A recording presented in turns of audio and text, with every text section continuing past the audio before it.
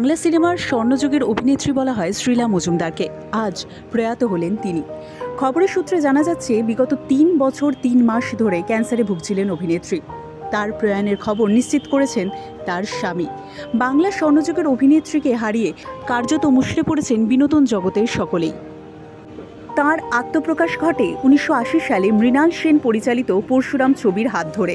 তাঁর জীবনে উল্লেখযোগ্য ছবির মধ্যে রয়েছে পরিচালক গৌতম চট্টোপাধ্যায়ের মহিনের ঘোড়াগুলি। শুধুমাত্র টলিউড নয়, বলিউডের নামিদামি অভিনেতাদের সঙ্গেও অভিনয় করেছেন এই অভিনেত্রী।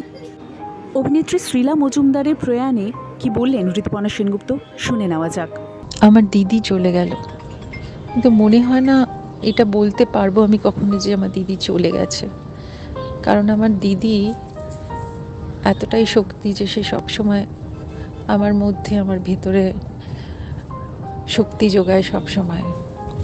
এই মানুষটা চিরকাল আমাকে বলেছে যে ঋতু, তুমি কখনো থামবে না, তুমি কখনো ভাঙবে না, তুমি সবসময় এগিয়ে যাবে, যত প্রতিকূলতাই আসুক। আমার দিদির কথাগুলো আমার রোজ কানে বাজবে যতদিন আমি বেঁচে থাকবো। এত স্নেহ, এত ভালোবাসা, এত মমতা এই দিদি আমায় দিয়েছে যে কোনোদিন বুঝিনি যে আমার নিজের দিদি নেই। কিন্তু আমার নিজের দিদি শ্রীলা মজুমদার, পথিতযশা অভিনেত্রী, যার অভিনয়ের ছটা দিকে দিকে সারা পৃথিবীতে বিখ্যাত। এত বিখ্যাত বিখ্যাত কাজ উনি করেছেন, এত বিখ্যাত বিখ্যাত মানুষের সাথে উনি জড়িয়েছিলেন।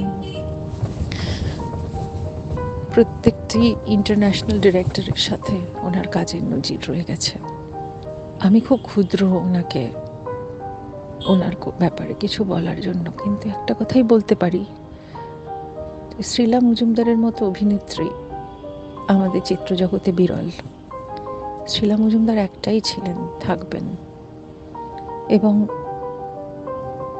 শেষ কয়েকটা দিন অনেক লড়াই করেছেন, কষ্ট পেয়েছেন, কিন্তু সবসময় বলতেন, জানিস ঋতু, আমি ভালো হয়ে যাব, আর হয়তো আর কয়েকটা দিন, 30 দিন আমাকে ডক্টর রেস্ট নিতে বলেছে, তারপরেই কিন্তু আবার তোর সাথে আমি এই কাজটা করব, আবার কিন্তু তোর ওই কাজে আমি কিন্তু ওই ভয়েস ওভারটা করব।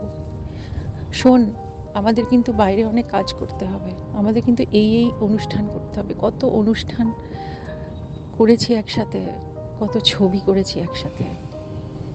পরবর্তীকালে মনটা ভেঙে গেছিল যে হয়তো অনেক কিছু, অনেকের কাছে অনেক অভিমান ছিল এই ইন্ডাস্ট্রিতে, কিন্তু বারবার বলতো, তুই তো আছিস, দেখ আমি কত কাজ করছি। যারা শ্রীলাদির বন্ধু হিসেবে পাশে ছিল, যারা এই আর্টিস্টের মূল্যায়ন করেছেন, তাদের আমি সবসময় সম্মান করব সারা জীবন। কারণ ওনার মতো অভিনেত্রী এবং মানুষ, আর ওই যার ভুবন ভুলানো মধুর আওয়াজ এবং কণ্ঠস্বর আর কোনোদিনও হবে না। লাভ ইউ শ্রীলাদি, তুমি থাকবে আমাদের মাঝখানে চিরদিন, চিরকাল, অমর হয়ে, আমার দিদি হয়ে। টলিউডের latest update, gossip and entertainment পেতে সাবস্ক্রাইব করুন শুধুমাত্র সিটি সিনেমা, আর ফলো করুন সিটি সিনেমার Instagram, Facebook, Twitter and ShareChat page.